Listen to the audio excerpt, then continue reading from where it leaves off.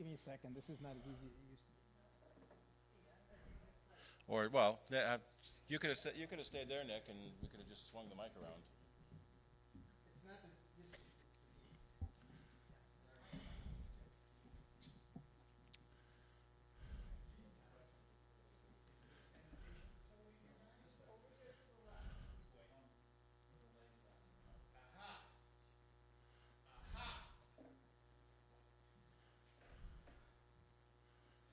Okay, do I have to do anything, Nick, or whatever, or?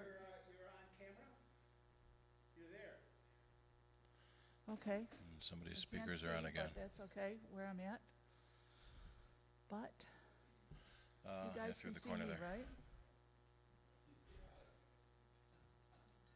Because I can't see.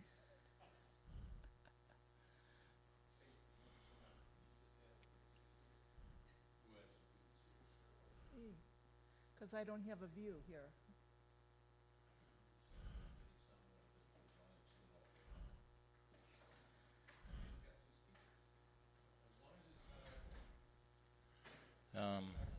Plug Well, something sorry, in your guys, for headphone all our jack. technical difficulties here, trying to get this projector to work. It's our test run, I guess, for our first in-person CIDER meeting.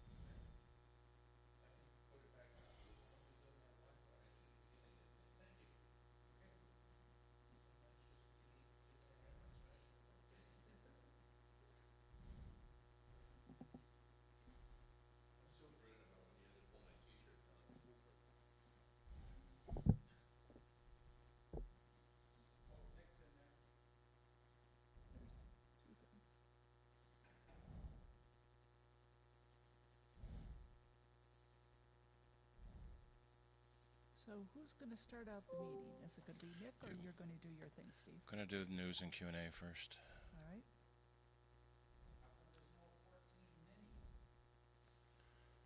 right. Not enough people were buying the Mini.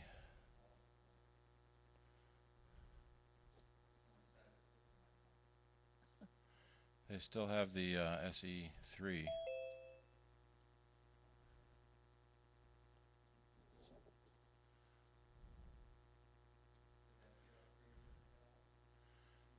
Earlier this year. It still has the A15 processor, so it's the same as the iPhone 14.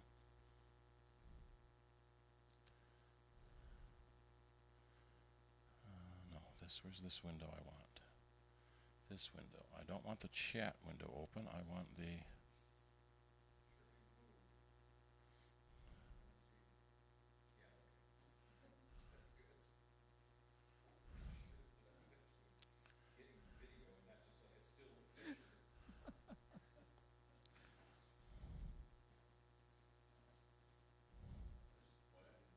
Yeah. Let's crank some music. All right, well, we have everything live. So we need a spotlight for Shirley. And Nick, whoever's sitting there. Is there a... That's right, Carol. Is there like a lamp That's available right. to grab? Okay. Is that good? Is there a lamp up in there, Rick? Actually, there's a floor lamp at least, I think. So, plug? Is there an outlet like over there? Yeah, there's a power strip that right one- next to you. Kind of booked then. Of course.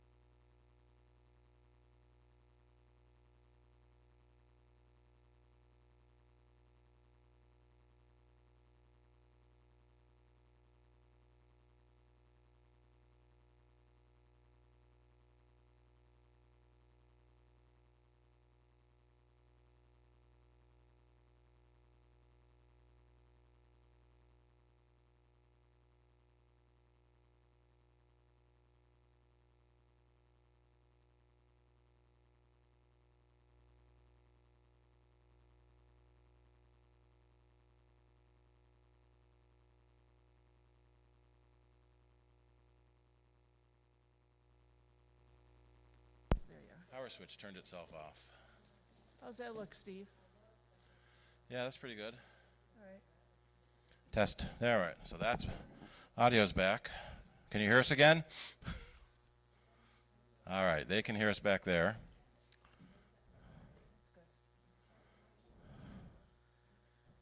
Okay.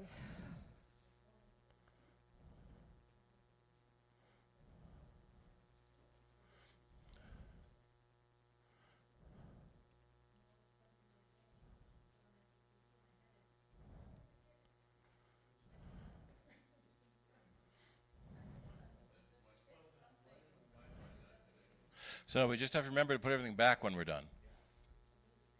All right, as soon as everyone's done talking, we can get Shirley started. Okay, well, welcome to our official September 15th. 14th. 14th, sorry. 2022 CIDER meeting. Yeah, today's a dress rehearsal for everything we need to do for the real one tomorrow. Yes, which is expected.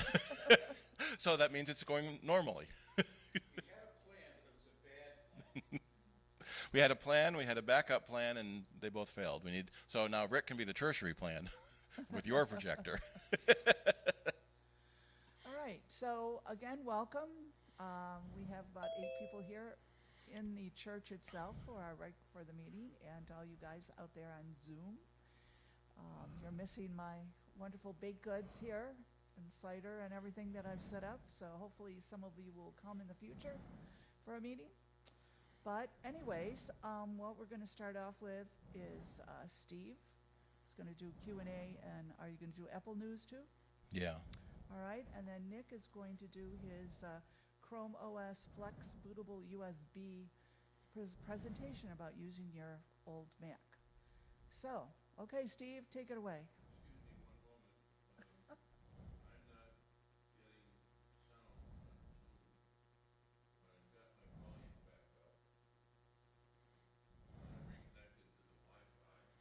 Are the other people on Zoom hearing us? Okay. All right. All right, Steve, so you can go ahead and start. All right. What happened here? All right. They were all small, so I made them big. And now they're all too big, so I got to make them small again. So, did anyone not hear about the iPhone 14? And yeah, in another massive everything was what we expected announcement, the iPhone 14 was released.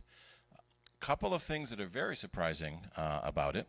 Some of the things we did know: the regular iPhone 14 is 6.1 inches. There's now an iPhone 14 Plus at 6.7 inches. So they brought the Plus branding back. And the battery is lasts longer than ever. So made it just a hair thicker so they can give it a longer battery. One of the really interesting features built in is the emergency SOS via satellite.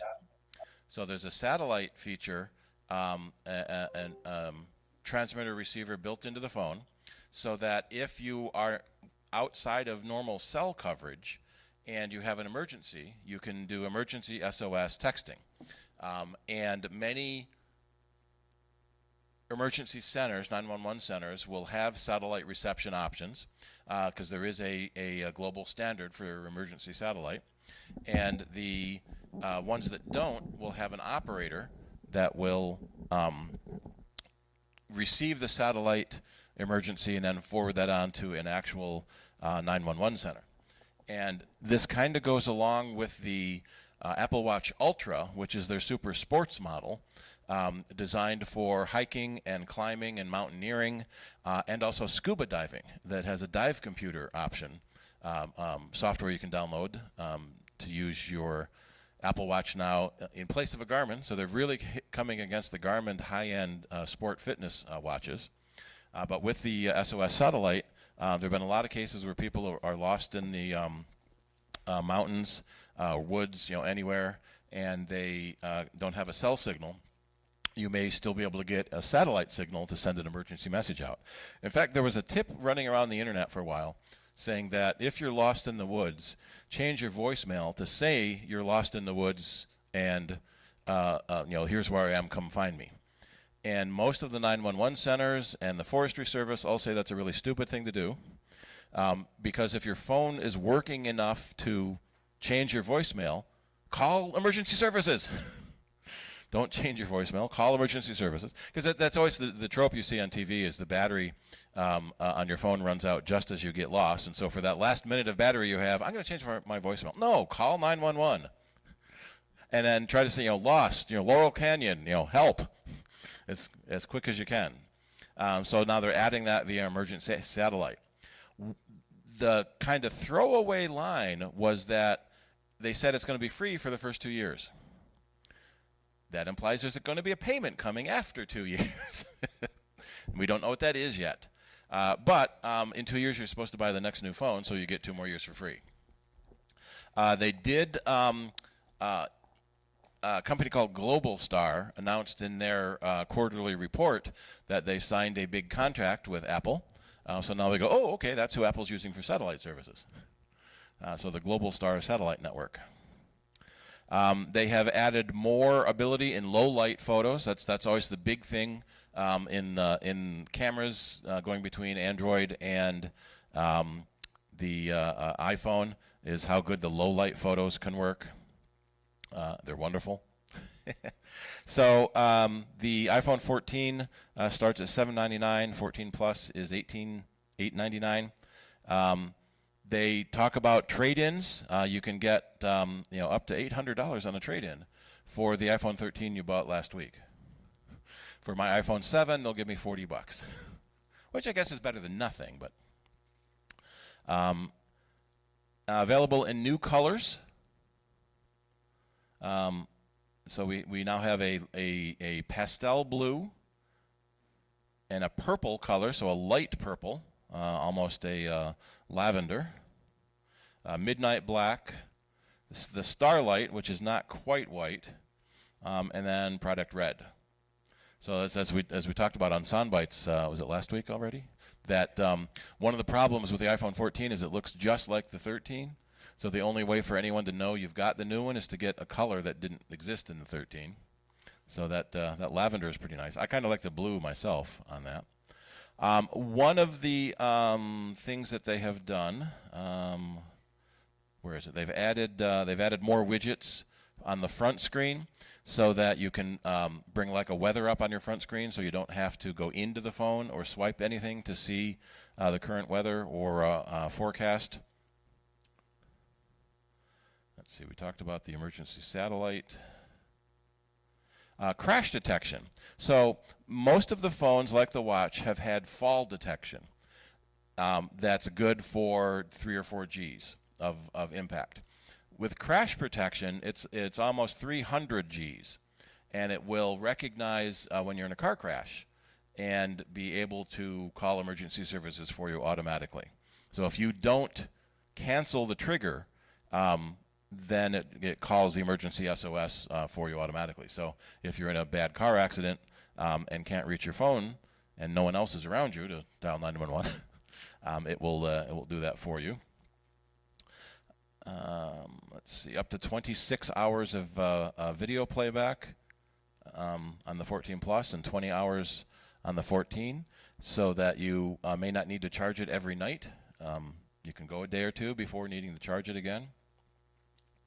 They made the screen a little bit bigger as well. So the phone itself is the same size as the previous ones, but now the screens are a bit bigger. Let's see. There's more stuff on the Pro that's more interesting. They have really added some big features in the Steadicam trademark feature, so that while you're shooting a video, the stabilization is much better than it used to be. Very similar to what a commercial Steadicam would be. That as you're, let me see, I can think we can do it here. As you're running or climbing stairs, which looks like this guy's supposed to do. Nope, we don't have enough bandwidth to play that video. Following someone up the stairs or running behind someone, the video is very smooth and removing that shakiness. Let's see. Better selfies, better low light. Now, what's interesting is it still uses the A15 processor, which was last year's processor. But it has one more GPU core in it, so it's a little bit faster than the 13. So one of the big questions is if I have a 13, should I upgrade to a 14? And the answer is no. If you have a 12, maybe. 11, yeah, probably. 10, yes. So the jump between each phone is relatively minor, but some people want the new phone every year, and Apple even has a upgrade program where you pay a little bit more every month and you get the new phone every year. Yep.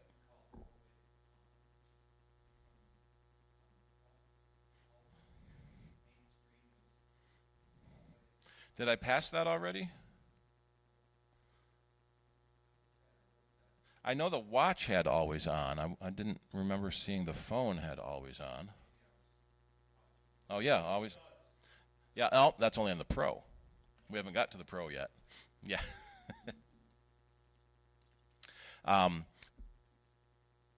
Yeah. So, right, it doesn't have to wake from sleep. So, like with my watch now, I have to flick my wrist to get the screen to wake up to even see what time it is. With the always on, it's always on so that you don't have to wake it to see information. So to see the notifications that just came in, an email that came in, or a text message that came in, it's already on. It doesn't have to wake up. Because of the power management and the lower power draw of the screen, it's able to do that.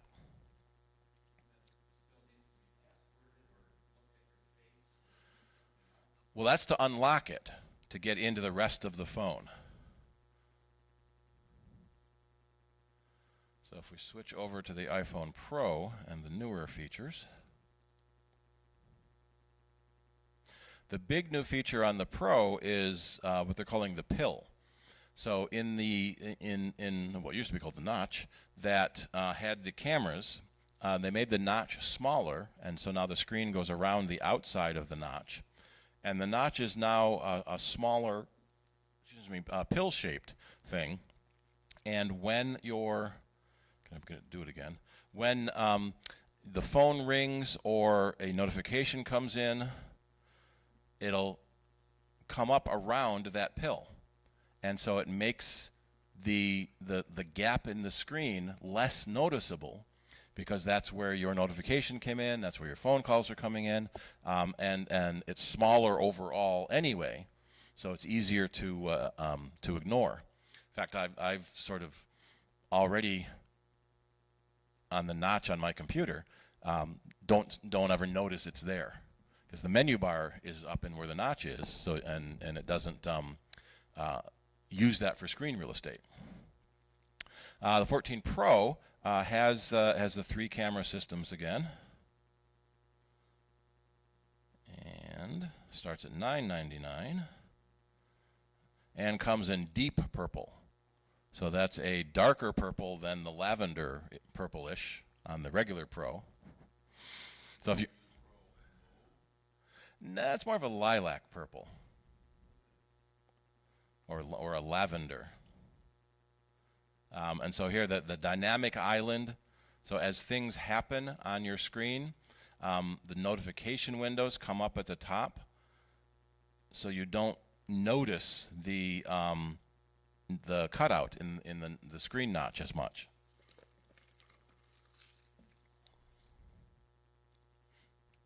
Always on display, so the lock screen can be glanceable.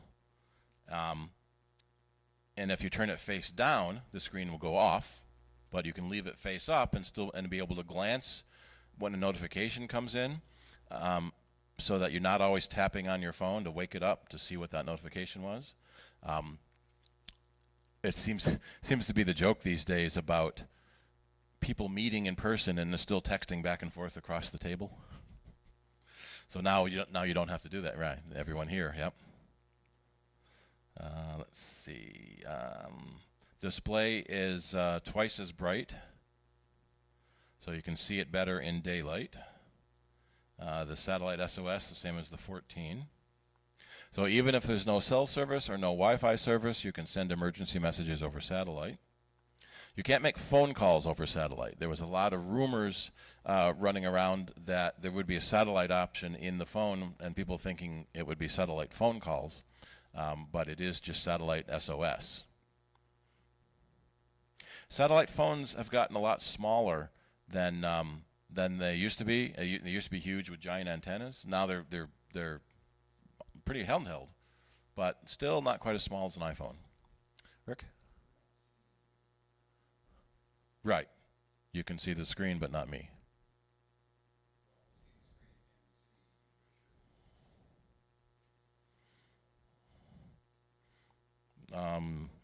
You see whatever window is open. So I think you pick which window you want to see at your end.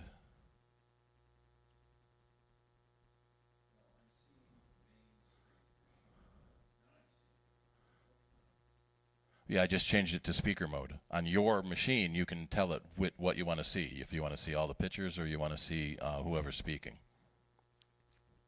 So you can override my setting at this end, or at your end. One of the biggest changes in the Mac Pro, yeah, iPhone Pro is the new 48 megapixel camera sensor. So in essence, it's 4 12 megapixel cameras stuck together. So each pixel in your image now has 4 pixels to take that information. So you get really, really crisp and sharp pictures. So you can zoom way in with the 48 megapixel. You get many more pictures available. And you have a 2x optical telephoto zoom on it as well. And in the time you push the button, it does so much image processing. Oh, thank you, because that one's empty, just about. Yeah. And you get up to 3 times better low light photos on the ultra wide camera, twice as better on the main camera, and twice as better on the telephoto camera. And a richer range of colors. There has been kind of an implicit issue with people of color that the dark skin tones don't show as well against a dark background because the cameras are trained on white people. So Apple is trying to do more training on different skin tones. And you can do 24 frame per second 4K HDR video. We're starting to see more and more real movies being shot on the iPhone as well.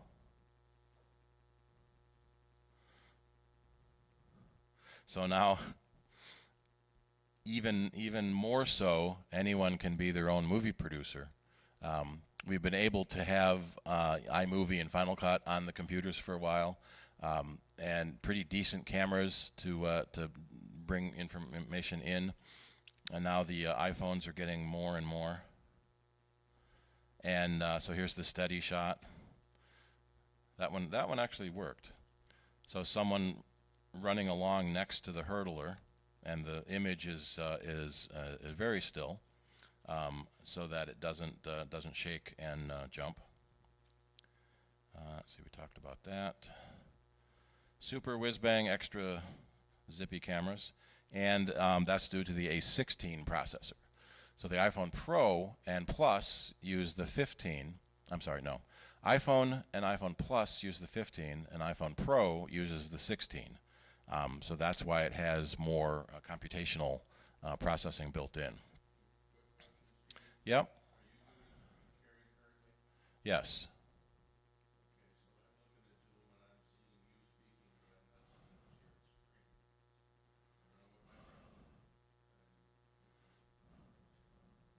So that's the opposite of what Rick was seeing a minute ago.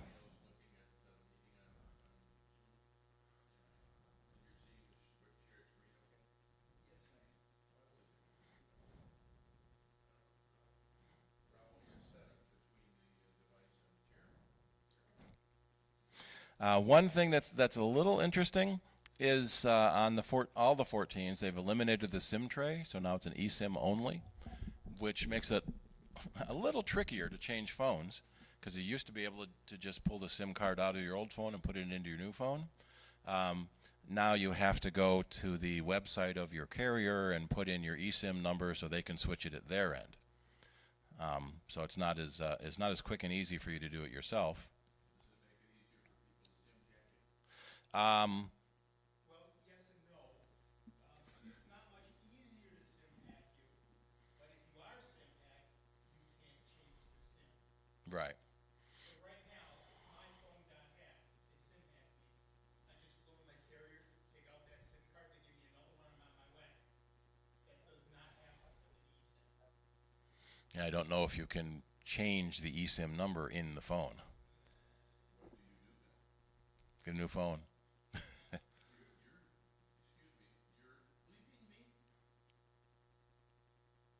What?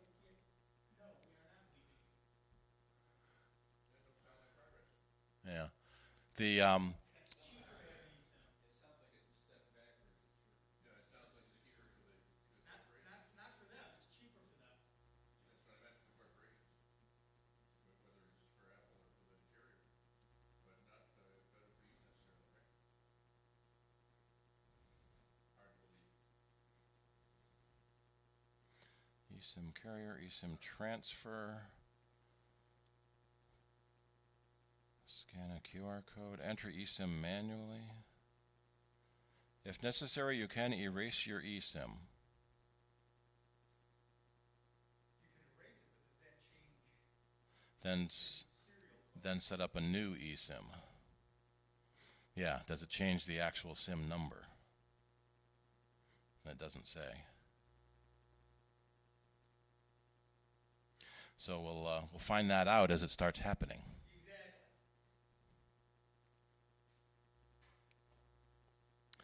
All right, so iPhone Pro pre-orders started Monday, I think it was, and they're going to be available tomorrow or Friday. So between the Pro and the Max, we have. No, let me do the regular Pro, the 14 to the Max. So this is the smallest one to the biggest one.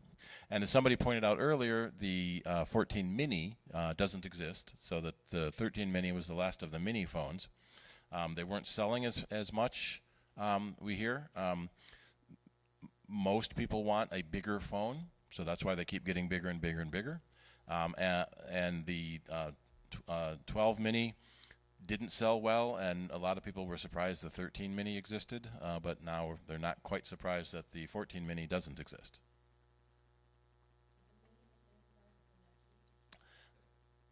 The mini was smaller physically, but had a bigger. In fact, I can show it here.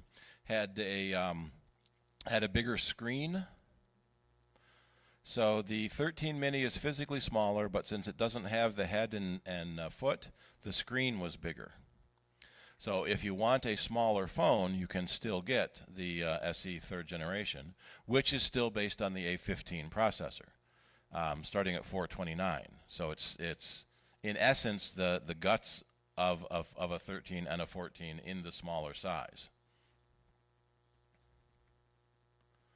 And so right now, still being sold is the 13 and the 12 at a discount. So if you don't need to have the latest and greatest, you still can get, a 12 or a 13. So let's see, 13 had the 12 had a Pacific blue, was their new color. Let's see, what was the 13's new color? You can still get a 13 mini if you want one. Yeah, that had a deeper blue or a a deeper green. A lot of people were excited about green. So whatever color that you really like. Phones start at $429 for the SE, and if we max everything out, like it's always fun to do, let's pre-order a 14 Pro Max. So they start at $999 with the 6.1-inch screen, $10.99 for a 6.7-inch screen, and we'll get the deep purple because that's new. You get a terabyte of storage on your phone. That's just ridiculous. Considering the first phones came with 4 gigabytes, now you can get 1,000 gigabytes. Well, because you're taking 48 megapixel pictures, mostly, and 4K video. Yep. No trade-in, and so buy it outright for $15.99, or it's only $44 a month. Sure, that doesn't sound bad. No, that's so interesting. A 3-year contract, $66 a month with a 2-year contract. Or as I mentioned earlier, so normally $66 a month, or $74 a month on a 2-year upgrade program, where you get the new phone every single year. It's kind of like leasing the phone, leasing a car. You get the new phone every single year, but you never stop paying for it. You're always paying it off. So it takes you 2 years to pay it off. So if next year you get the new phone, it'll take you 2 years to pay it off. And then after a year, you can get the new phone. It will take you 2 years to pay it off. But if you always want the new phone, there it is. You can still get, there's the 12 and 13 still has purples. Oops, iPad. Yeah, deep purple is on the Pro. And they'll come up with a new one. Yeah, so next year when the 15 comes out, you can get a deep purple 14 at a discount. So right now it would be $7.99. Oh no, that's the lilac purple. Deep purple is only on the Pro, so it'd be $9.99 to get deep purple. Or there's a company, what was the name of it? Colorware? Yeah, they will custom paint anything. You probably could, but it may not work very well. Yeah, there's a company called Colorware. They take it apart and they'll put logos on it. They'll paint special colors. Hello. Someone just joined the Zoom meeting. For a while they were selling pre-colored phones. I don't see it right now. Wow, hey Keith. Still in Florida? And what's interesting in the phones is that the younger generations, that quite often their only computing device, and in many other countries, their phone is their only computing device. So that's what they do, all the web browsing, all their video watching, all their Facebook and Instagram and TikTok and all that is only on a phone. So having a super whiz-bang camera and the terabyte of storage, probably something they're going to want. As I mentioned, the other thing that came out was the watch. Series 8 came out, which a little better than the 7. The Ultra is the one that has all the extra outdoor rugged stuff. So let's compare the Ultra to the 8. So the regular Series 8, before I go that far, the Series 8 starts at $399. The SE, the new SE is now $249, and so that dropped $50. And they finally discontinued the 3. They were still selling the Watch 3 as their cheaper watch for $179, and then the SE was $279. But the SE was basically a 6, and it was so much better than the 3 that you shouldn't buy a 3. And so now by having the SE at the lower price, that really makes it compelling for someone who doesn't need all of the super whiz-bang features. So the iPhone 8 is 45 or 41 millimeter versus 44 or 40. So a millimeter in size doesn't feel like very much, but when you see them side by side, it's quite a bit.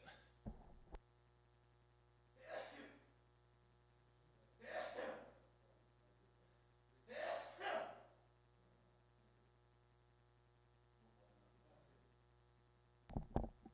but it's a millimeter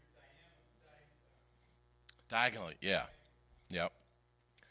They've increased the dust resistance on the 8.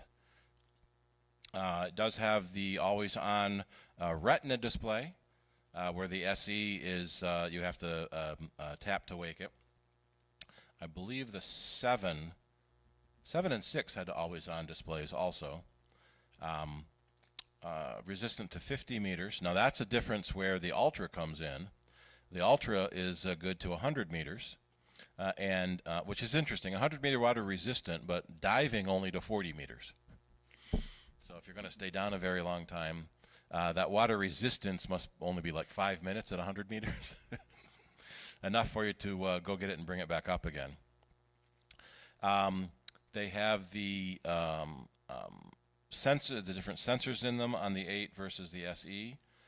One of the biggest things they added on the 8 is better cycle tracking, and which they had on the 7, but now they've added ovulation estimates. So they can tell you when you ovulated, so you know when your cycle's going to start. Let's see, most everything else is the same. Yeah, it's all stored in the secure enclave and tied into the health app on your phone. You can and should set one of your contacts to be your health proxy. So in case of accident, what a lot of the first responders are now doing is they'll hit your thumbprint or your face on your phone so they can find your ICE, or in case of emergency contact. And if you have health issues, allergies to medicines or things like that, if you don't wear an alert bracelet or necklace or something like that, you can put that information in your health proxy form in the health app in your phone that then they can get to. Let's see, aluminum or stainless steel, similar colors. The product red one's kind of pretty. Let's see, so between the SE and the Ultra, I'm sorry, the 8 and the Ultra, it's the ruggedness. So the Ultra is more rugged. They talk about having 3 different bands that stay on better, because when you're doing rugged activities, you don't want them to come off.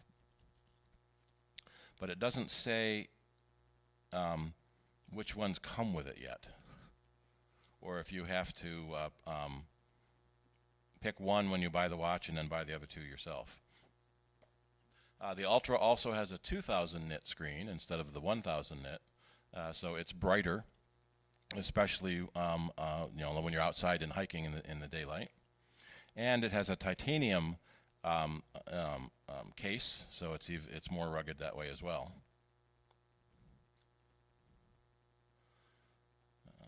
Let's see, siren.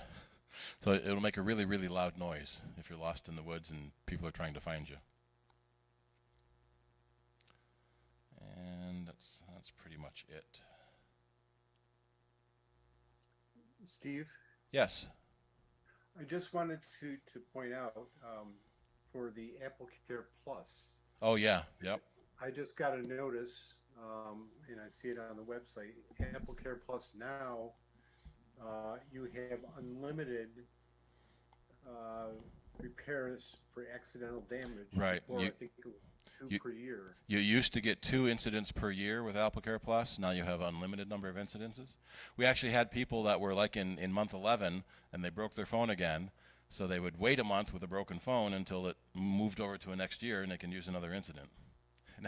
And then one poor couple, their kid broke the phone and they came back a month later and he'd broken it again. And so we replaced it again. That was the second incident. They came back a month later and he'd broken it again. Boy. So, yeah, all right, you got to wait 10 months with a broken phone. So, apparently, enough people weren't filing incident claims that Apple can now give you unlimited incidences and still make money on the deal.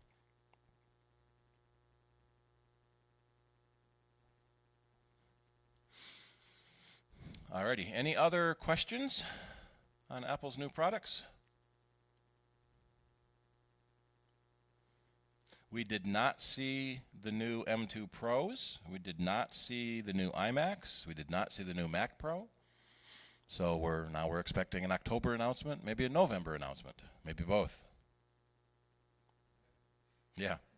No, well, they said they were going to transition all of the Macs to M1 or to Apple Silicon by the end of this year. So the Mac Pro is the last one that's still Intel.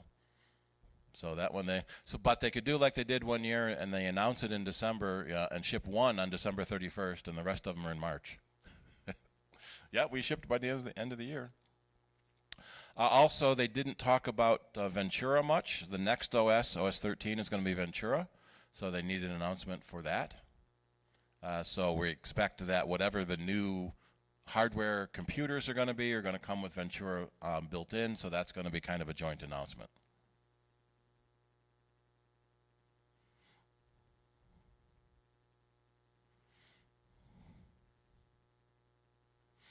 All right, any other questions? Rick?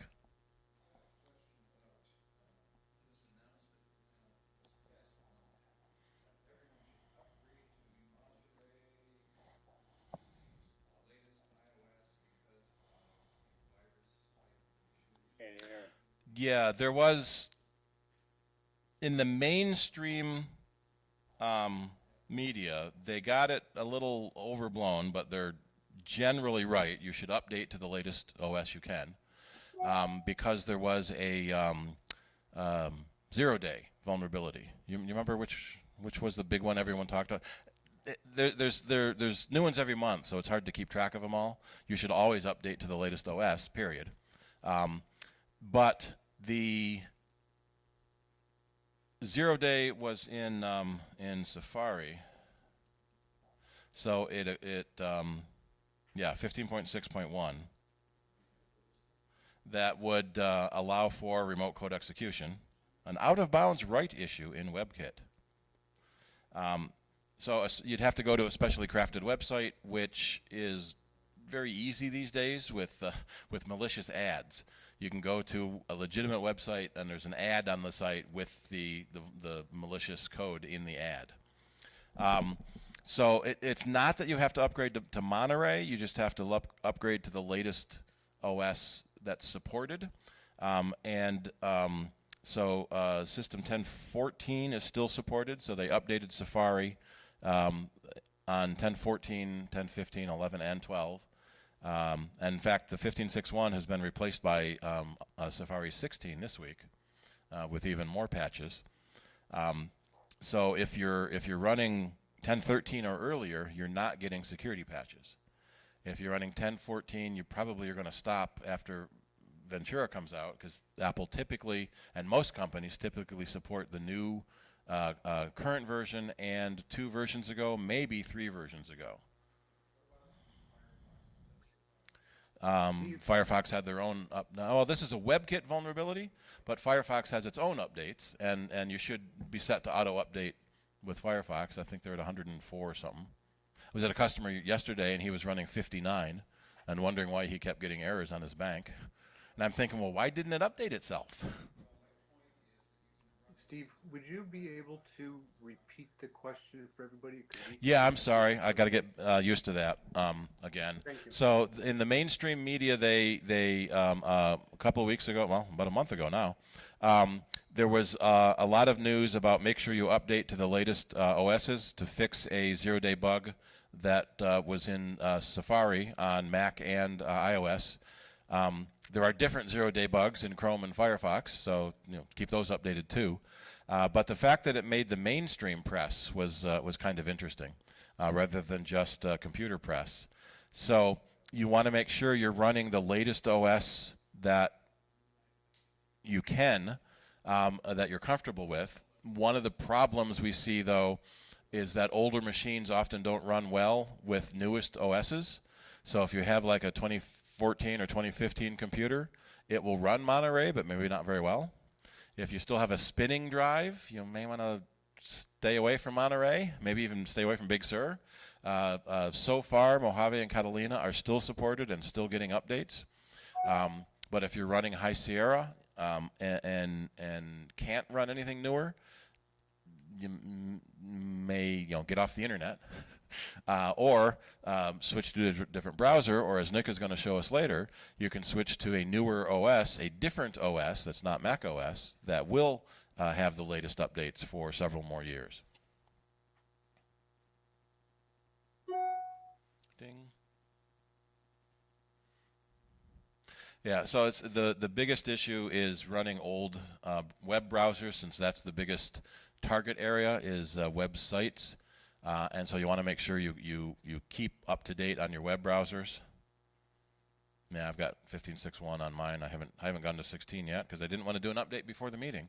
That would have been well, then everything else would have worked, right? Because my computer would be broken.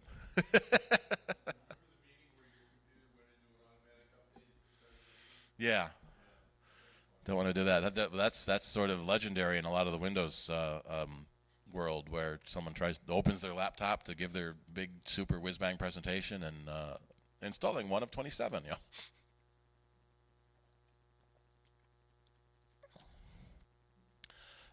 There was a list of the latest supported Mac OS where it told you how far back they still supported. This is just generic support. But we are still seeing updates for Mojave, so we know Mojave is still supported. But as I said, that's probably going to go away when Ventura comes out, and now Catalina will be the oldest supported OS. Now, Catalina was the huge change to 64-bit only, and a lot of very old programs broke. So if you're running Microsoft Office 2011 or earlier, Quicken Creative Suite and not Creative Cloud from Adobe, things like that are going to break. 10-year-old software is going to break under Catalina. The irony is that Apple gave developers 10 years notice. They were switching to 64-bit. That was too long. And so everyone was saying, oh, we'll get to it, we'll get to it, we'll get to it. And then Apple's saying, well, no, it's next year. And, oh, yeah, we'll get to it, we'll get to it. Okay, it's now. Oh, crap.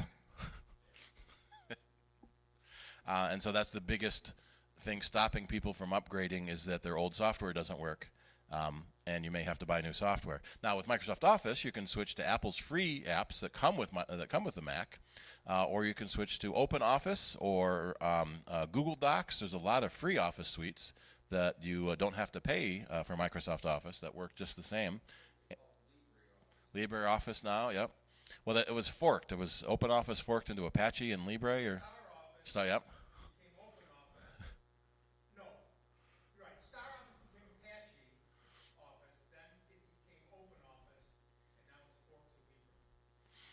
So LibreOffice is the latest of the open office suites with a lower O.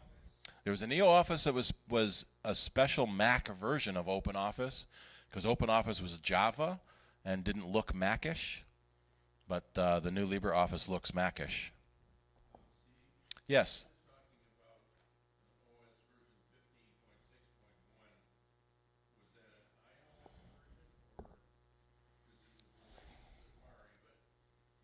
That's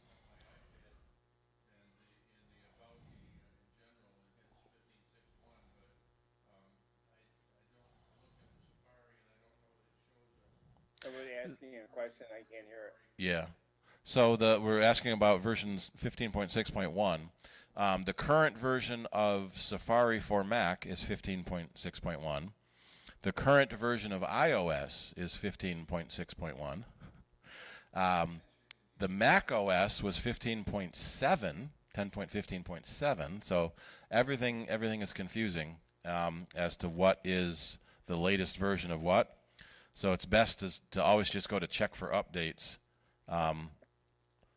and see what updates it finds. So if we do the latest version of Safari, it's just going to tell us how to get to it. Now, Safari for Windows is at version 5 instead of 15, so don't use that anymore. They had it for a while so that you could share your bookmarks between your PC and your Mac, but I don't think it ever really caught on. So let me see if I can change my share to system update. Why can't I get out of displays? System update. And I'm going to switch my share. So the other thing that came out for Mac OS this week is 12.6. It came out a day or two ago with Safari 16. So if you go into your system preferences and then go to software update, it will find updates for you. Now, since I'm running version 12, it's showing me the updates for version 12. If you're running an older version, you'll see the upgrade to version 12, and it will say upgrade now. But below that, you'll also see updates for the version you're currently running. And so if you don't want to upgrade to the latest OS, and there's many reasons you shouldn't, like we said earlier, especially if you're running a spinning hard drive, you still want to make sure you load the update for your current OS. So there'll be security updates, and there will be Safari updates for System 11, System 10.15, and System 10.14.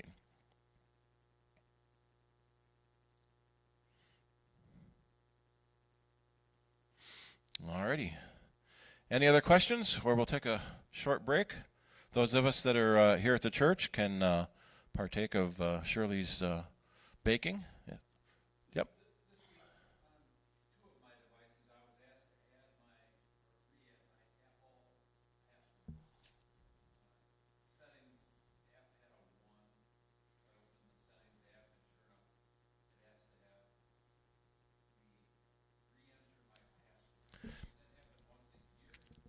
Yeah, so the question is that he was asked to re-enter his Apple ID password.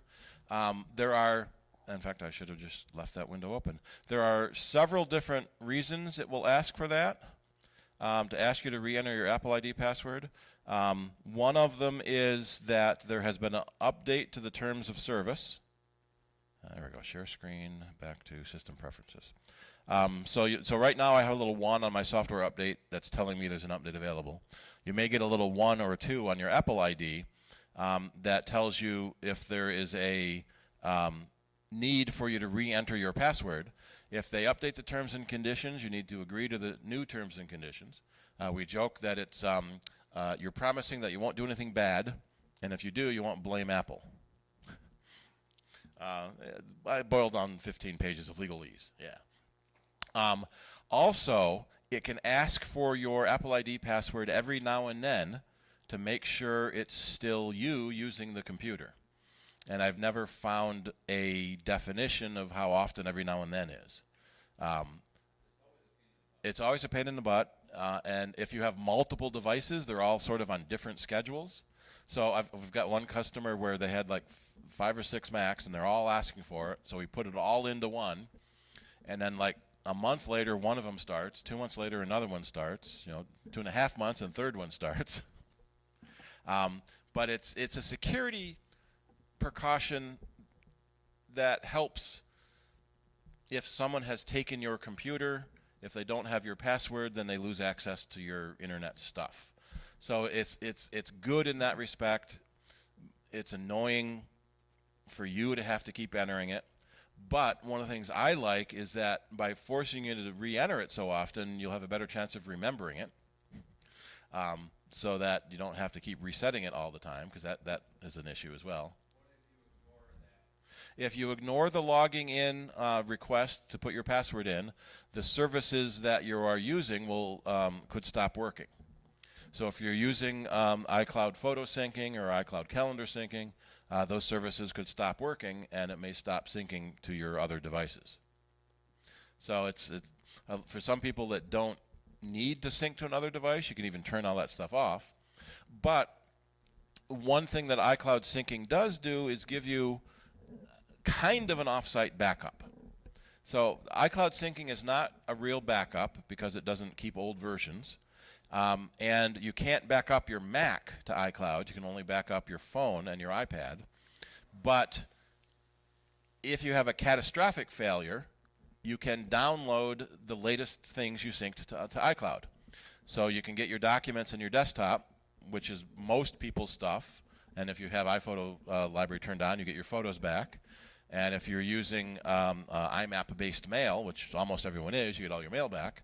So it is a way to have an off-site copy of your data for disaster recovery on your own computer.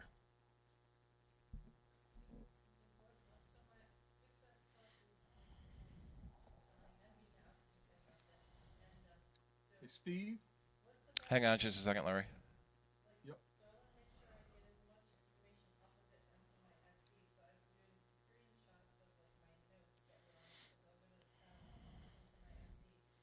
Well, your notes should sync automatically anyway. So copy those to the cloud. You don't screenshot, you're losing quality, you're losing editability. Just copy and paste. Yeah, you copy from the phone note and paste it into the cloud note. No. Well, Notes is a standalone app for the yellow notes. They shouldn't. Well, the AOL website may sync notes through IMAP. So that can be another issue, is that you can have notes on every service you use. You can have Apple Notes, you can have Google Notes, you can have iCloud Notes, you can have Microsoft Notes, you can have AOL Notes. And we run into that a lot with contacts and calendars. People say their calendars disappeared. Well, because you turned off your Yahoo calendars when you were looking at your calendar list. Well, because that's where everything was. So now that'll bring it back. So to avoid confusion, it's usually best to pick one service to sync all your data to.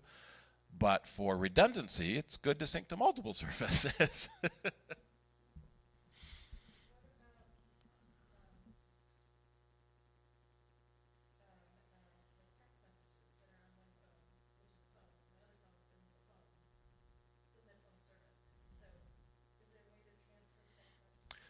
Transferring text messages is tricky. You can transfer iMessages with the messages in the cloud option. Where is messages in the cloud on here? I'm not on a phone. Oh, I could turn that on because I finished the diagnostics. Text messaging, there are programs that will allow you to export your text messages to a file on your computer. Generally speaking, your text messages are stored by the carrier. And you often need to use the carrier's app to back up your text messages. But with iMessage, you can turn on messages in the cloud.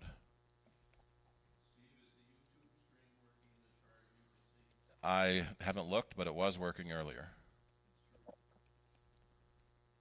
All right, Larry, you had a question? Yeah, just a quick question. Following what you did, I went to system preferences for the Mac, and I see where it says an update is available for Monterey 12.6, but I don't see anything for Safari. How can I get Safari in there, or do I have to back it up or not back it up, but update it manually? It may have already updated your Safari, or it may not show that update until the first update is loaded. So this kind of updates can often be changed. You need to get this update first before you see the next update. I got it, because right now I'm still running 15.5. That's odd, because you should have at least got 15.6.1.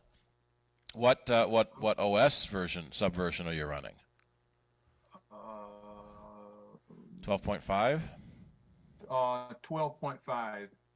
So you're missing the 12.5.1 update that was needed for the Safari update. So I'm actually running 12.4. So you're missing all the 4.4s. You're missing the 5 and the 5.1.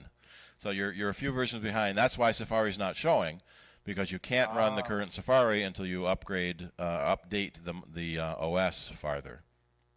Yeah, it's supposed to update automatically, but I don't know why. I, I don't know why, but I'll take care of that after we're done here. Yeah, in the automatic update option, there is a setting to download and install, and you'll get a notification when the install is ready to restart. And what we often see people hitting later, and then it gives up asking you and just stops trying to restart. Oh, that may be what I've done. Mm-hmm. Okay, well. It should know at 2 in the morning when you're not using your computer to do the update. Right. Of course, some of us are using our computer at 2 in the morning. Yeah. I kind of use this in the morning, but not too much. Yep. All right. Well, that's good to know. I will set about getting it upgraded tonight while I'm asleep. Make sure you have a good backup first, just in case something goes wrong. Since our little talk a couple of years ago about upgrading, backing up, I back up furiously. Yep. So it's been 10 days since I've backed up my computer. Which is been odd only because a it few should have backed up minutes. on Sunday after I did sound bites. Yeah. No, I don't take chances anymore. Yep.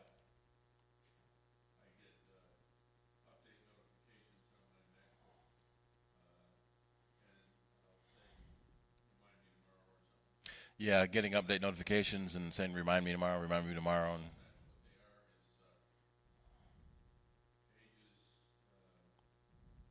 Pages, keynote, and numbers, yeah. Yeah. So app updates are done separately through the App Store.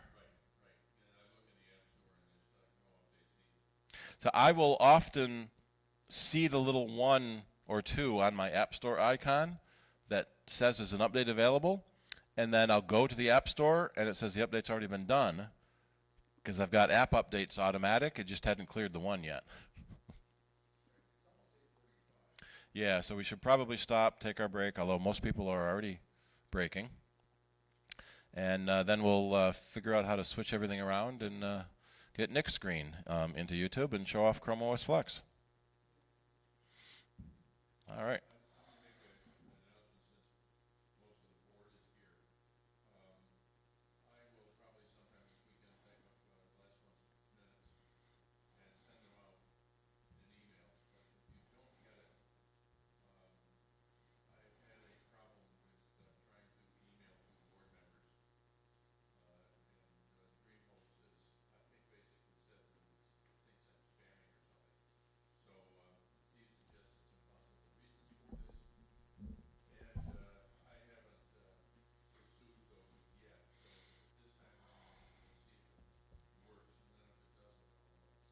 If you put in the individual addresses instead of using the board members link, then it won't go through DreamHost at all.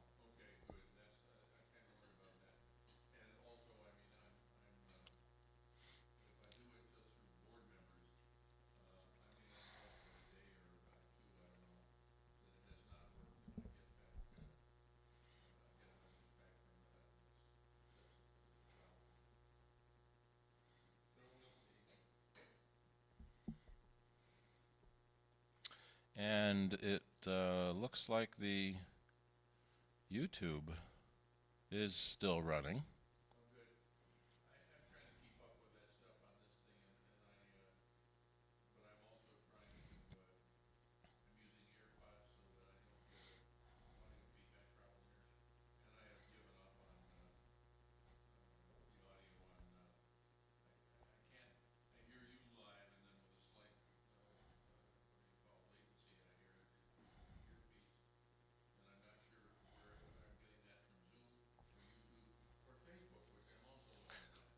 And probably all of the above.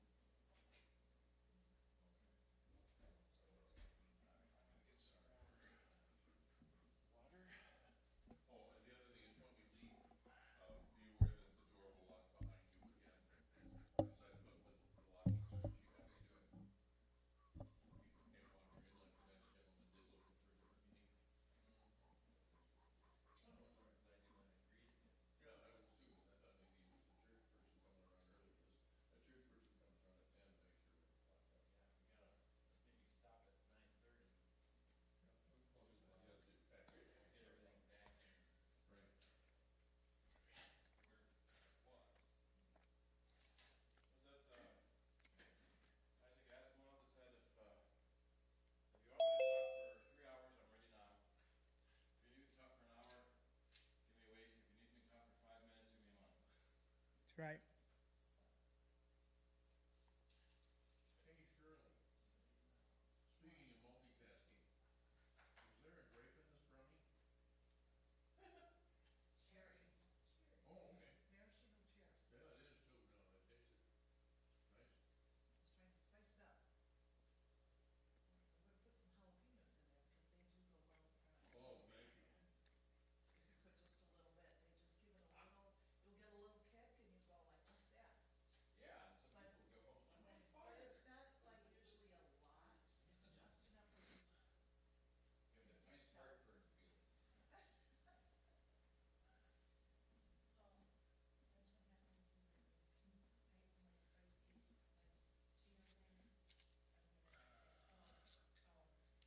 people go, I'm on But fire. it's not like usually a lot, it's just enough where you.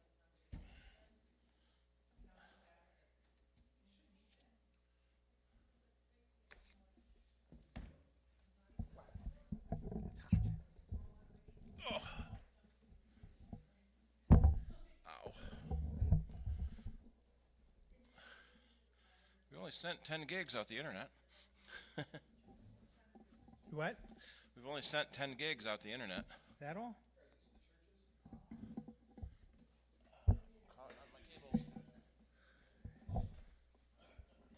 Rick, was that a speed test? Well, who said something about 10 gigs on the internet? That was me. Oh, okay. All right, so I need to turn on. Other people can share. Someone was predicting that Google was going to start charging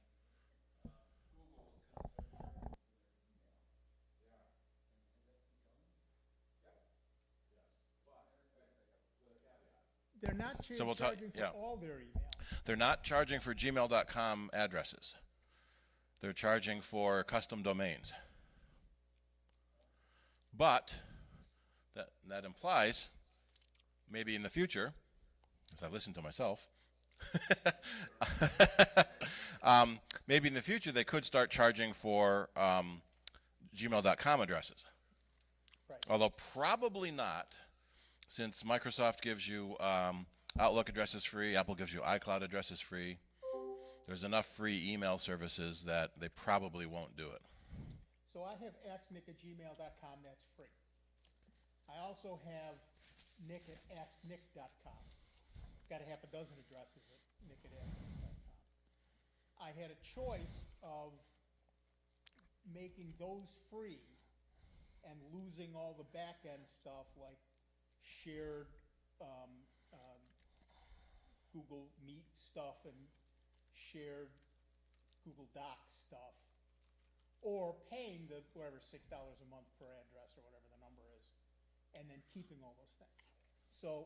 So for example, at Mastermind Lounge, we kept all that stuff because we're a dispersed group and we need documents and all that stuff. I'm really one guy. I don't need any of that stuff. So I'm to the free for that, but pay for it with a different group. He's just some guy. I'm just some guy on the internet. Don't listen to me. Oh, this is great. Look at me. I'm Max Headroom. Yeah. I had to switch my email host provider since I had another free one anyway, so I switched everything from Google over to this other provider. But now I've got my old emails, and I want to keep them as history so I can search them. I'm wondering, can I change the name of the call without losing the email? Not easily. So- I did the same thing with an old address, and what I did was I moved it all to a folder. On a your, different right, email on your address. computer or from the old. So the question was, he switched away from Google, but he wants to keep all the mail that's hosted on Google. And the easiest thing to do is when you get your new service set up, copy the mail from the old service to the new service, and then you can delete the Google account listing. Google has a migration. No, can you get? No, you have. So you may have to pay for the first month. Google has a migration assistant that can help you migrate mail that way. On your computer or on the mail server? Okay. So then what do you need to rename then? Well, I've got one that's Harrison at allbigfunctions.com, and it's like Gmail, but it doesn't say Gmail. That's the one. Well, that's just a description. You can change the description easily. You can't change the mailbox settings very easily. But you can change the description it shows in the mail program. Let me bring my share. Who else is talking? I'm only hearing one half of this conversation. Yeah, it's Rick talking. I'm trying to repeat his questions as he asks them. So the problem I'm running into is when I try to send out an email, it sometimes goes first to this old defunct Gmail that uses the same name and tries to send it out that way. Right, so he's sending mail and is trying to use the old account. So you can change the description in the mail settings. So I have 4 different mail accounts. Each one has a different description. And that will help you decide which account you're sending from when you make a new message. Can you change the from when you're creating a message? Yes, I'll show that in a minute too. Also in composing, you can pick, you can let it automatically pick what address you want the message to come from, or you can pick the one that you want to mostly use and then still change it on an individual message. That's in the composing tab. And when I make a new message, you can pick who it's coming from based on the account you have set up. And then there's a secondary header called reply to, so that I can say the message is coming from acider@mac.com,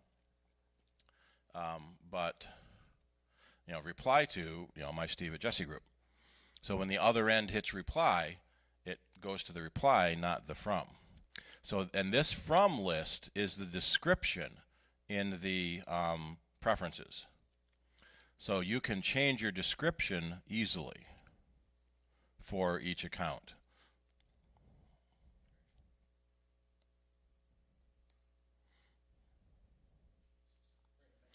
Alrighty, so let's turn it over to Nick. I'm going to stop my sharing, and you should be able to start your sharing.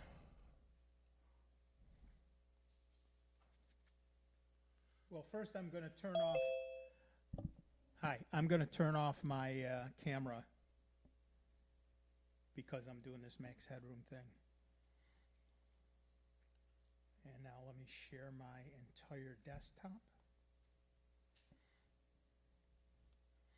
I can turn on my camera to see you.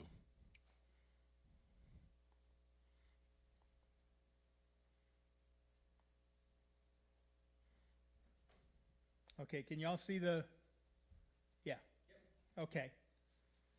So, one of the pains we all have, and we talked about this several times tonight, is you've got an old machine that works perfectly well, but it's not going to get updates anymore. And it's now unsecured, and you can't run the latest, and yada, yada, yada, yada. Well, you've got a couple of alternatives. Not with the Apple Silicon chips yet, but then none of those are old, so it doesn't really matter. But with the Intel Macs, you have a couple of choices. Certainly you can run Linux. A lot of people don't particularly care to run Linux for whatever reason. They think it's hard or some whatever reason. And then you can also now, with Chrome OS Flex, turn that old machine into a Chromebook. And what's lovely about that is you now have an easy, simple to use, relatively quite fast operating system that does a whole lot of stuff. So I'm going to talk a lot about what that does. Now, the first thing we're going to talk about is here's a web page I created that tells you how to create a bootable USB drive in order to turn an old Intel Mac into a Chromebook. And you'll be able to get to that anytime. It's at asknick.com/CIDER. And just that's basically what that does.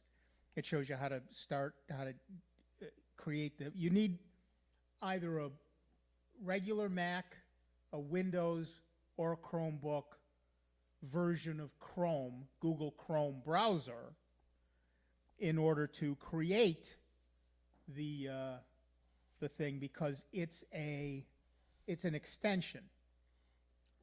So I'll actually show that running quite quickly here. So this is the Google Chromebook Recovery Utility. And all the instructions are on that page, but you get started, and then you want to identify your Chromebook.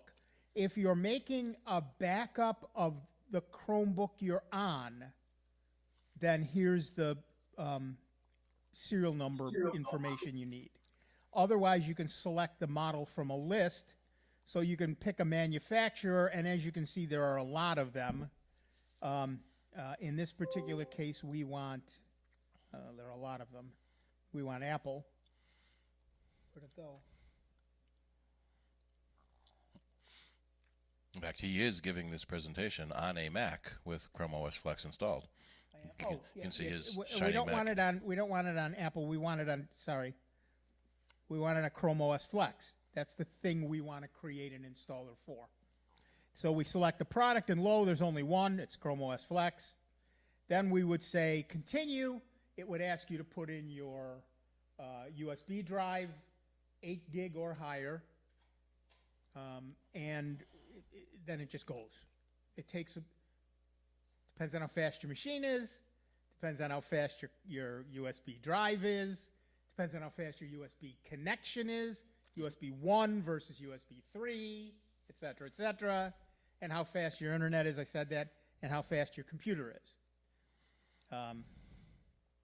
So that's, I should preface everything I'm saying tonight with the fact that this is a MacBook Pro from 2013. So it's 9 years old. It ain't going to be fast. If you really want to see slow, I've got a 2009 over there with a regular spinning hard drive. But it works, and those are no longer supported by Apple. Right, and it continues to work. And what are you going to do with it? Well, all kinds of things, and I'll show you some of them right here. If you want to know what the certified models are, there is a list of those available on the Google Chrome Flex site. And this is where I was looking for Apple. Apple has a bunch of them. I personally don't have any idea what any of these numbers mean, but I'm sure you all do. So there they are, and you'll see that a couple of them have some minor issues and aren't supported for long, but some of them go to 2027. So, you've got a few years on those where you'll get all the latest updates and all the latest stuff that you can do. And, of course, even then, Chromebooks are not easily broken into. Nobody's done it yet. We've talked about this before, pwn to own, and people trying to break into them, and it hasn't happened yet. So even once they're off support, they're still pretty easy to do some things with. So that's the certified model thing there. And if I remember right, that model isn't on the certified list, is it? No, this model, none of the models I have are on the certified list. But they still work. And they work great. There are some caveats about this particular machine. The speakers are blown. That's a hardware issue. It has nothing to do with the operating system. And the microphone doesn't work, which I thought was a problem with the operating system, but I tried Linux on it. Microphone doesn't work there either. So clearly the microphone itself is bad. If I plug in headsets, I plug in a USB headset, everything works fine. And that's most likely why the original customer wants us to recycle that computer. Exactly, exactly. So, you know, it's one of those things where it doesn't work and you think, what did I do wrong? And then you got to step back for a second and say, maybe not me. And, oh, that's the Apple CIDER meeting there. That's all right, too. And that's the Zoom meeting. Okay. So all of these things are available. So let's talk a little bit about what is on this system. There's that green, you know, green is my favorite color, so that's my background. You can change that, right-click, set your wallpaper and your style, just like you can with anything else. Auto-hide the shelf or change the shelf position. That's the thing across the bottom, taskbar, whatever you call it on other machines. They call it the shelf because, God forbid, they call it the same thing as everybody else. That's a bad idea.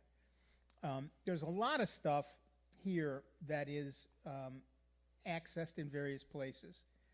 Right now, I've got a notice that I'm sharing my screen. I'll talk a little bit about this later, but I also have my messages here are connected to my phone, so all the messages that have been coming in while we've been sitting here are now available to me on my phone. But there are a couple of interesting things here.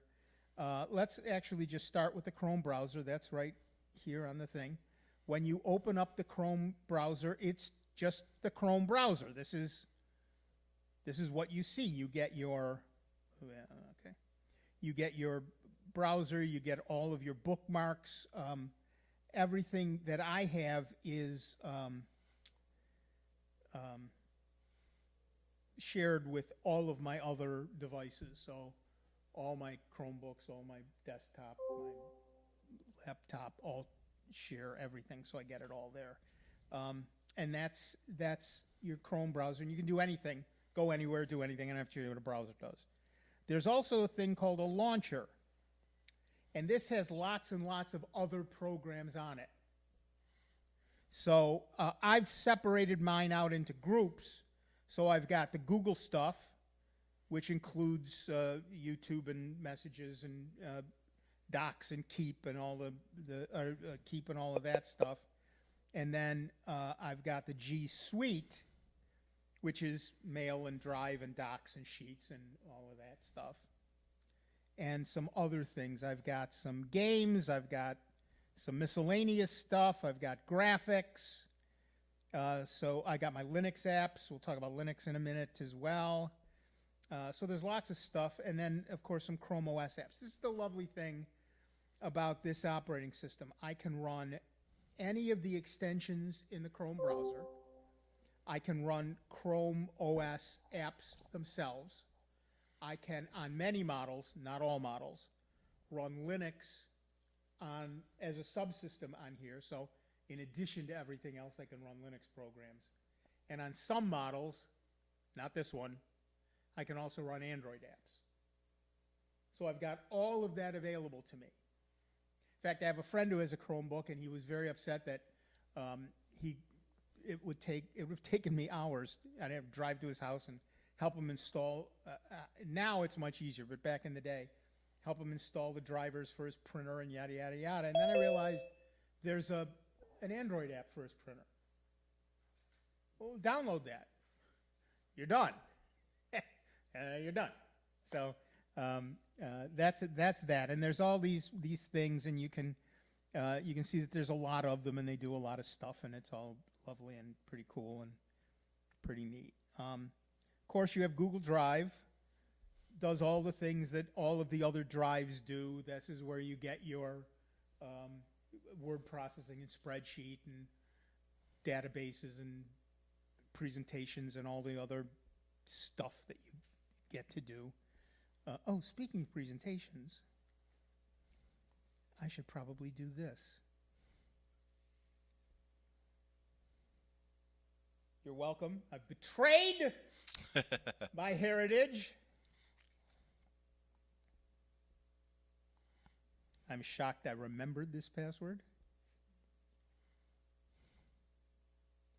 But this has so I can run this, and you'll notice it runs exactly like it does on other machines. There's no difference. So if I wanted to run the Chrome OS Flex presentation, clearly didn't bother to do in the beginning. The keynote presentation in iCloud via Chrome on Chrome OS Flex. There you go. Now we're talking. And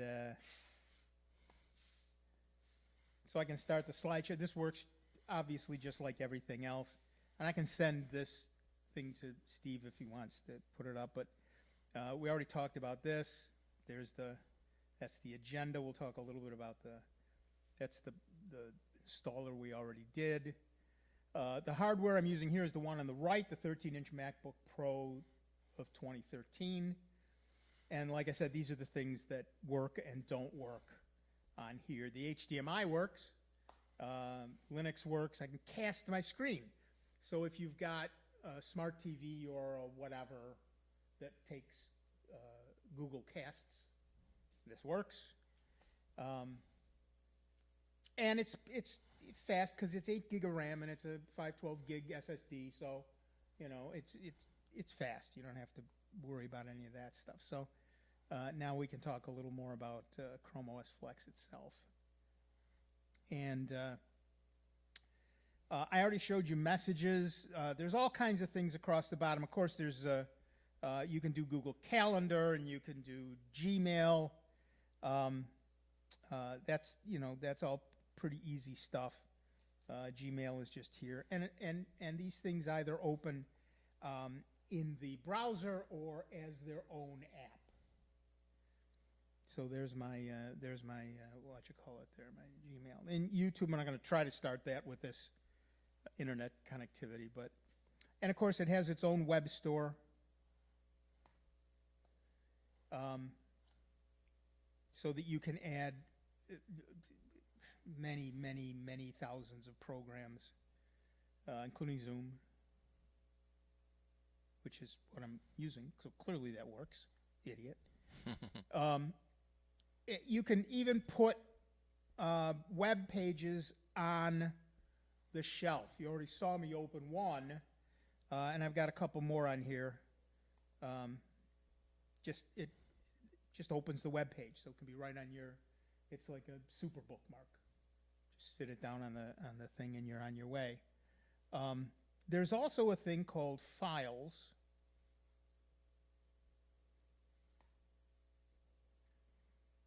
And that's your file system. It connects to whatever drives are connected to your machine and also connects to Google Drive, so you can move stuff back and forth. You can do all of that.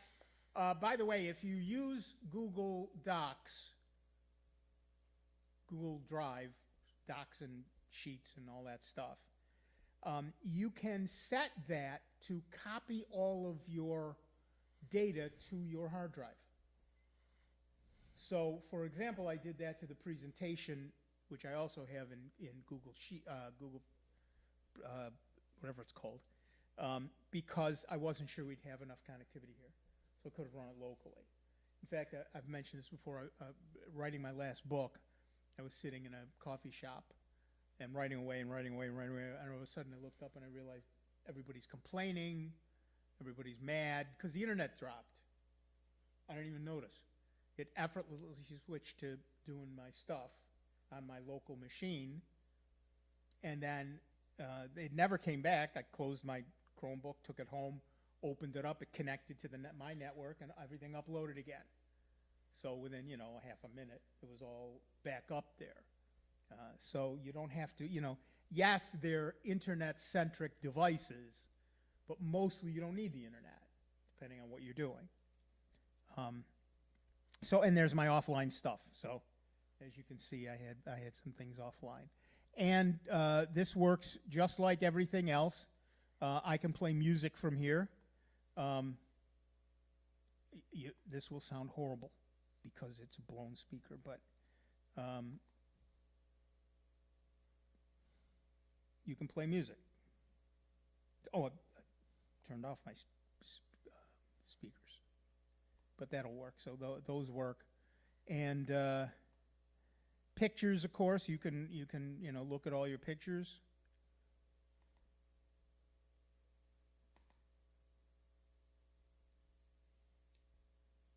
go back and forth between them. What handsome gentlemen these are. So those things all work. And of course videos. Again, I'm not going to try to do that here. And then if you have Linux files, you can see all those here as well. So it's starting the Linux subsystem in the background right now. And again, that's fairly quick. But that's all available to you. And as with everything else, you can plug in a drive and then eject it and do all the things that you normally would do. Nick, when you pull out your thumb drive, does it go back to being an Apple computer? Oh, yeah, the question was if I pull out the thumb drive, does it go back to being an Apple computer? I could have done that if I were running it from the thumb drive. I actually installed it on this machine. So this is no longer a Mac. And you know, the operating system, it's 9 years old. It wasn't going to be viable anyway, really. That's, but yes, But if that is an option. And if you wanted to, you could reinstall Mac on it if you erase Chrome. Right. Or, as I will do tomorrow afternoon, put Linux on it, just to play with it before Steve has graciously donated these to, I'm going to move them on to some refugee families, and they will have Chrome OS on it, but I'm going to play with this one a little first, yeah. Any matter or data that you had is now gone? Any data that I had under Mac OS is gone. It wiped out the hard drive. So obviously you want to back up anything you want first. In addition, one of the things like, let me show you this first because this is fun. You've all seen this sort of thing on everything else, but I can also add desktops. I currently have one desktop. Now I have two. I can move some things over to the other desktop. And now I can move back and forth among desktops if I want to, all of that stuff, that's fine. What was I going to show you? Oh, power washing. All right, so let's go on to the settings. When you click the time bar down here at the bottom, you bring up a whole bunch of stuff. I can change my internet connection. I can connect to people by Bluetooth. I can do all kinds of other stuff. I can also set dark theme. God forbid you don't have dark theme available.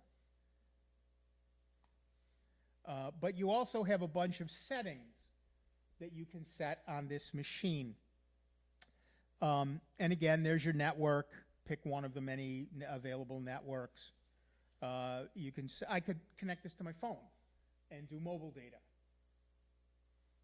In fact, when I first turned this on, I got a notice saying, you're not connected to any network, but mobile data is available because it's connected to my phone. And Bluetooth on and off, and there's the connection to my phone. Nearby share, you all know what that is. Change accounts, so I can go back and forth among them without a problem. And of course, I can change all my touchpad, my keyboard, all of those things, just like on any other machine. Set my wallpaper.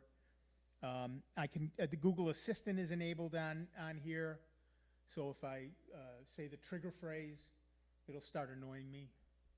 So I will not. I can change my lock screen. Blah blah blah blah blah. I can manage apps. I can do accessibility stuff, and then there's some advanced things that I can do, like date and change the date. Well, there we go. Change the date and time and change my time zone and clock and change my languages. There are a lot of languages. This is Google.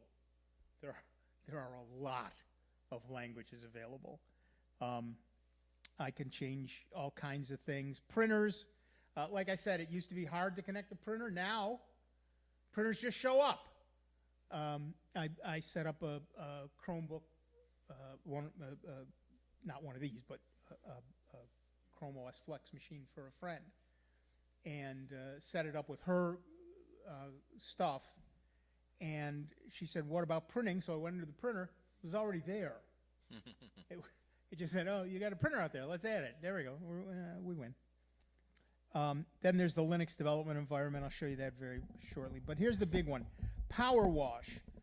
If you want to sell or give away this machine, or just don't want to use it anymore, you can power wash it, and that scrubs everything off the drive. So back it all up first, if you've got anything actually on this hard drive. But it then sets it back to day one. So the next person who opens it up gets, oh, welcome to your new Chromebook. What's your Google, your Gmail account? And that's what I will do before I move these on. I'll power wash them, shut them down, hand them off. They open them up, brand new machine. So that's really pretty easy. Could you theoretically dual boot? Not really, no. And that's mainly because no other operating system knows what Chrome OS Flex is yet, and they won't dual boot. So it's really the other side at this point. So I'm thinking the Apple Boot Manager will just show you all the bootable partitions on your drive. So it may not know that Chrome OS is bootable. Right. Yeah. This is all running on the hard drive now. I have wiped out the old Mac OS and completely installed nothing but Chrome OS. Yeah, a few years ago, I tried something similar, but it did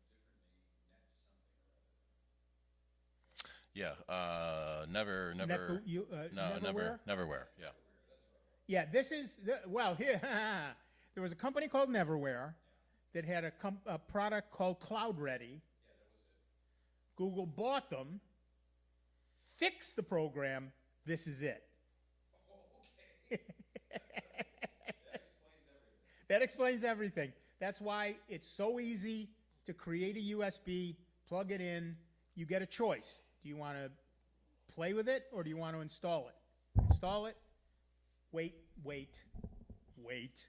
depending on how fast your machine is. And one thing I've noticed is that as it's doing the installation, you get the 20%, 30%, 40%. On some machines, I get this weird, it goes 40%, 20%, 60%, 52%. It still works. I don't know what the numbers are about. I don't even care. We always joke that those numbers are always lying, especially the one that says less than a minute. Oh, yeah. That means an hour. Yeah. We always call that the Apple minute. Yeah. Yeah, right. And the last quick thing I'll show you, because I know we started late. Now we'll see if we can get this done quickly. There is a terminal program, and what this terminal program lets you do is several things. I have a number of systems I can SSH into out on the internet, or in fact my other desktop at home. So if I wanted to log into, for example, my server, which I still have, God bless them at RIT, I could go there and be at the command line and do whatever I want to do. But also I can start Linux itself. And now I'm actually in Linux, and I can run something like, for example, Google results and look for me.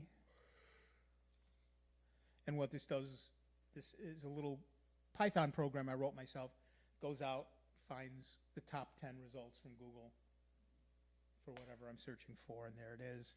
I can also run GUI programs. So there's,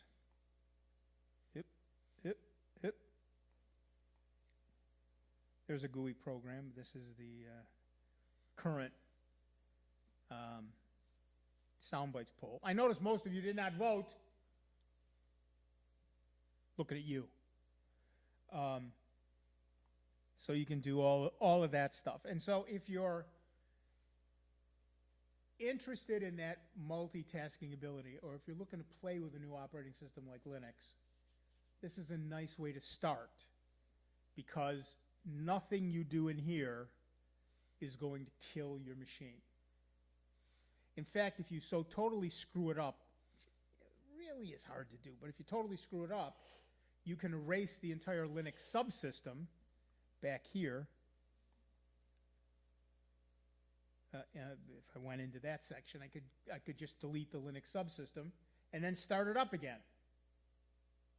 And it would kill all the nonsense I created and bring it back clean. So Chrome OS is a very forgiving operating system. It's a very powerful operating system. And Chrome OS Flex lets you use that operating system on a not Chromebook.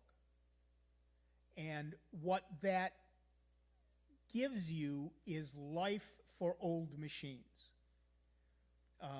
You know, I'll guarantee you, most of the people watching everywhere have some old machine sitting in the closet somewhere that just isn't going to work anymore with any operating system that's within the last 6 years.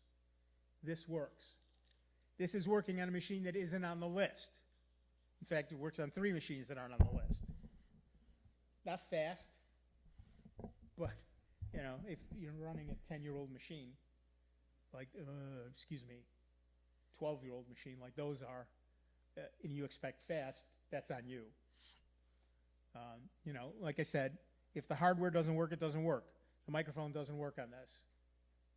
The battery doesn't work on this. If I unplug this, it says, oh yeah, battery's full. You've got 2 hours. Yeah, 100%, maybe a minute. Yeah, right. Is there a version of this that runs on the Raspberry Pi? I have not tried that.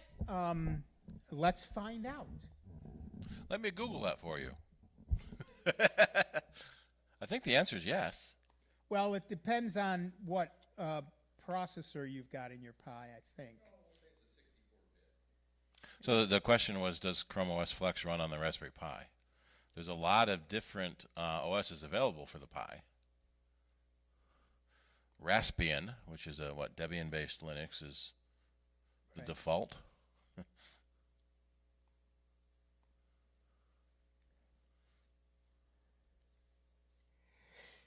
Nope, don't see it.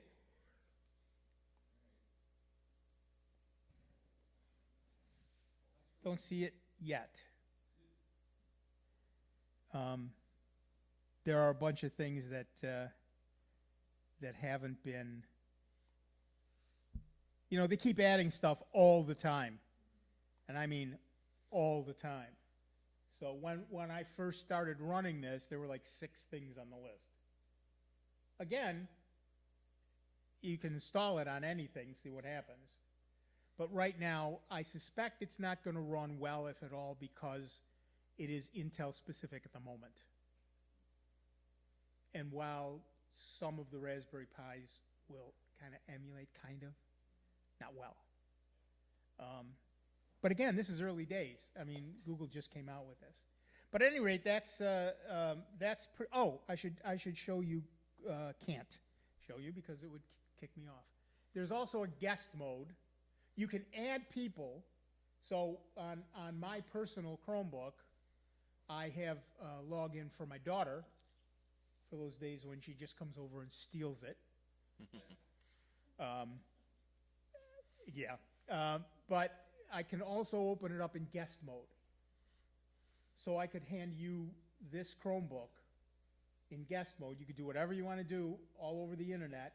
It saves none of your data on this machine and does not let you get at any of my data. So you're in a little sandbox. Your passwords are your passwords. I never see them. You never see mine. Guest mode is like a whole other machine. And you can't break into mine, and I can't. And when you log off, it just wipes it all out. It is a really secure way of... Yeah, very similar to the guest mode built into the Mac OS too. Right. So those are all capabilities of this. And honestly, there are people who use it as their primary operating system, their primary machine, a Chromebook or something like this. But what this is really useful for is that secondary machine. You know, I personally find it very difficult, if not impossible, to watch a movie anymore without IMDb on. So if I'm downstairs, I've got a Chromebook down there. So I can just set it up and open it. Which typically have bigger screens than tablets and especially phones. Well, exactly. And I'm a touch typist. I find it much easier and much faster to do things on a keyboard with a fairly, also my eyes are old. I'm fine, my eyes are old. But I find it much easier to use a big screen. So yeah, there are a lot of advantages to dragging that old box out of the closet and throwing a quick, easy, secure, capable operating system on it. You can use as much or as little of this as you want. I've shown you a lot of things. You don't have to ever use an Android app if you don't want to. You don't ever have to start the Linux subsystem if you don't want to. You don't even have to use any of the Chrome browser extensions if you don't want to. But it's a very capable browser. You can get to your mail. You can get to your, well, like I said, like I showed you, you can get to iCloud and do all your stuff right there. You know, so it's all doable, yes. Just a quick ignoramus question, clarify something in my mind here. When you said that the point with the Chrome OS Flex is that you can use it on a machine that's not a Chromebook, but do I understand correctly that it still has to be an Intel machine?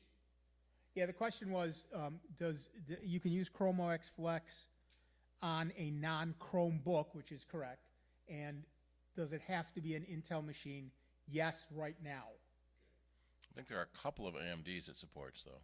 Yeah, AMD or Intel Light. x86 instruction set. Right. x86 instruction set. So it won't work on a 68,000. It won't work on an M1 or 2 yet. Again, you know, Google's like everybody else. They're going for the low-hanging fruit first. I got a kick out of your comment, though, that they bought Neverware. Yeah. Whatever it's called, and improved it, fixed it. In contrast to, like, you know, Microsoft buying Skype and screwing it or something like that. What he said was, Unusual behavior for a large corporation. yeah, the usual behavior for a large corporation is like what Microsoft did with Skype. They bought it and screwed it up. Google, on the other hand, bought Neverware and fixed it. Neverware was an excellent product, impossible to install without years of experience and a lot of swear words. Now it is quite literally plug it in, hit a button, wait. And yeah, they did a great job doing that. And again, it's early days. It's only been out a little while, and they hit the whole low-hanging fruit, Intel, and that makes sense to me. Could I have my thumb drive walk up to my Chrome OS Flex machine, use it, pull it out, and someone else walk up and put their thumb drive in and have it work? Yes and no. You have to know how to boot from an external device, and if your machine is locked to do that, you can't, right? So one of the things on the page that I set up is how to, for people who've never used their Mac with an external boot, there are a couple of ways to do that so that you know how to get that done. But theoretically, yes. So you could take, for example, you could take your Chrome OS Flex, go to a library computer, assuming they let you boot an external device, do whatever you want to do, shut down, unplug it, go home. Yeah. And like I said, Google is improving this constantly. And as far as updates go, it's Chrome. So if there is an update available, it will download it in the background and then tell you there's an update available. You can ignore it if you want to. When you shut the machine down, the next time you boot it up, you're going to get the new one. So it's seamless. It's truly seamless. I've been very impressed by that. Do we have any questions from the peanut gallery? Well, Steve's going to have to listen for them. I can't hear. Thank you, Dick. Fantastic. Thank you. Thank you. This was fun. I enjoyed it.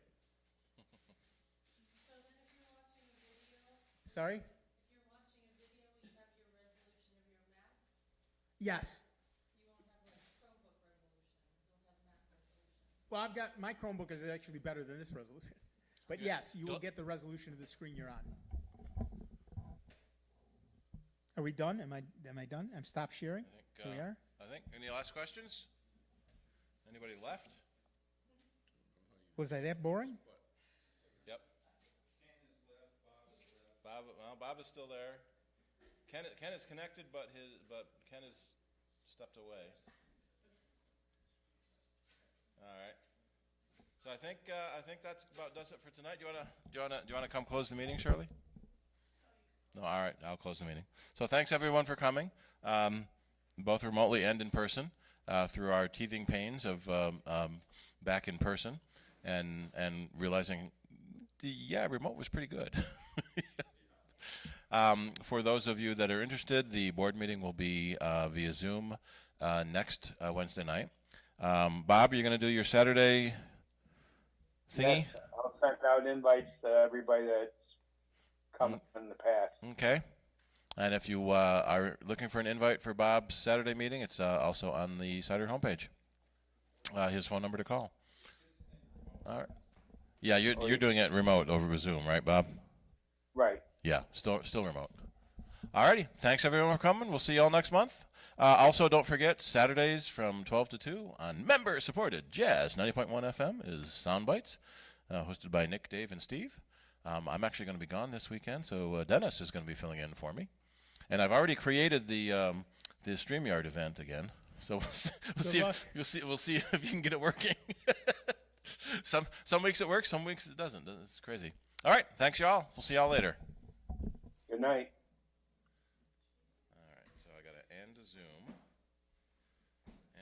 for all, and then I got to end OBS. I'm going to put Safari's window back up front.